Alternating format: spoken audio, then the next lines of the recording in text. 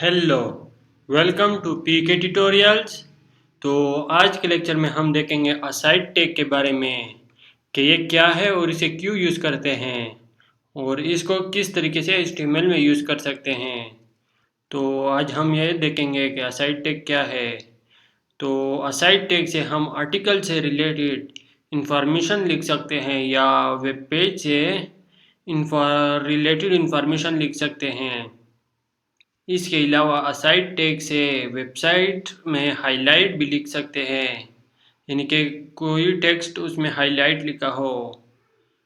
और aside tag से हमेशा ही वेब पेज के साइड में इस्तेमाल होता है। फॉर एग्ज़ाम्पल मैं आपको यहाँ पे कुछ एग्ज़ाम्पल दिखा देता हूँ। तो ये देखिए, ये मेरे पास एक असाइड टैग का एक एग्ज़ाम्पल है, जैसा कि ये आपको नज़र आ रहा है। ये मैंने असाइड टैग के अंदर ही लिखा है। तो असाइड टैग से हम इस तरह साइड में कुछ लिख सकते हैं और इसको हाईलाइट भी कर सकते हैं।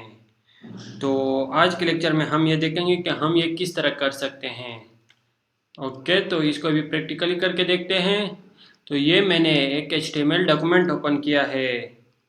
इसमें मैं बॉडी के टैग के अंदर यहाँ पे एक टैग यूज़ करूँगा। मैं पहले यूज़ करूँगा आर्टिकल का टैग यूज़ करता हूँ और इसके बाद मैं फिर असाइड का टैग यूज़ करूँगा।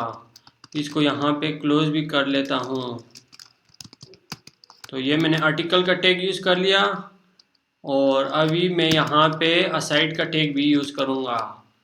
तो मैं यहाँ पे असाइड को क्लोज भी कर लेता हूँ। तो ये मैंने दो टैग यूज़ कर लिया, एक आर्टिकल का और एक असाइड का। तो यहाँ पे मैं पहले आर्टिकल के टैग के अंदर राइट कर लेता हूँ। मैं H1 लिख देता हूँ, एक हेडिंग दे देता हूँ और इसको क्लोज भी कर लेता हूँ। इसमें मैं फॉर एग्ज़ाम्पल लिख देता हूँ HTML और यहाँ पे मैं इसी तरह एक पैराग्राफ राइट कर लेता हूँ और इसको क्लोज भी कर लेता हूँ। यहाँ पे मैं कुछ टेक्स्ट कॉपी करके यहाँ पे पेस्ट कर देता हूँ और एक और पैराग्राफ भी राइट कर लेता हूँ ताकि मेरा टेक्स्ट थोड़ा लंबा हो जाए। और यहाँ पे मैं ये दूसरा हेडिंग को पैराग्राफ को यहाँ पे पेस्ट कर लूँगा। यहाँ पे मैंने इसको पेस्ट कर दिया।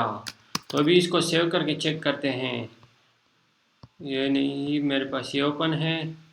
तो ये मेरा असाइड का टैग है। तो ये मैंने यहाँ पे पेस्ट जो किया था वो यहाँ पे शो हो गया।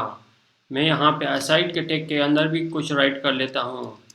तो यहाँ पे मैं सबसे पहले एक हेडिंग राइट कर लेता हूँ H1 का और फिर इसमें मैं फॉर एग्ज़ाम्पल CSS लिख देता हूँ। तो इसके अंदर भी मैं पैराग्राफ राइट कर देता हूँ एक,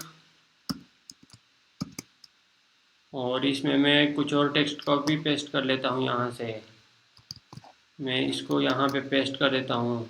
तो अभी इसको सेव करके चेक करते हैं। मैंने असाइड के टैग के अंदर एक हेडिंग लगाया है और एक पैराग्राफ लगाया है।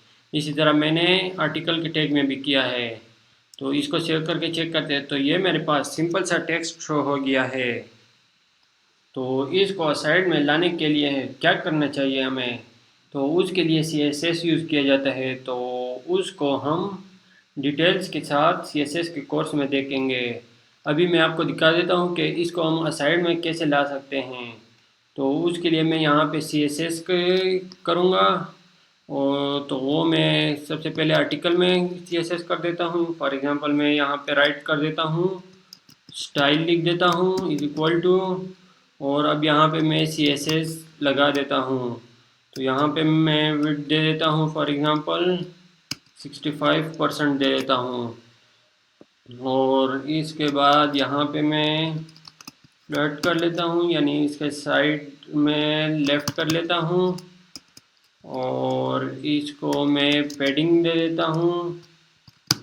पैडिंग में फॉर एग्ज़ाम्पल दे देता हूँ 10 पिक्सल दे देता हूँ। तो अभी मैं इसी तरह यहाँ पे भी दे देता हूँ असाइड में। यहाँ पे मैं स्टाइल लिख देता हूँ और इज इक्वल टू यहाँ पे मैं लिख देता हूँ विड्थ। विड्थ में दे देता हूँ 20 पिक्सल दे देता हूँ। फॉर एग्ज़ाम्पल 20% मैंने दे दिया।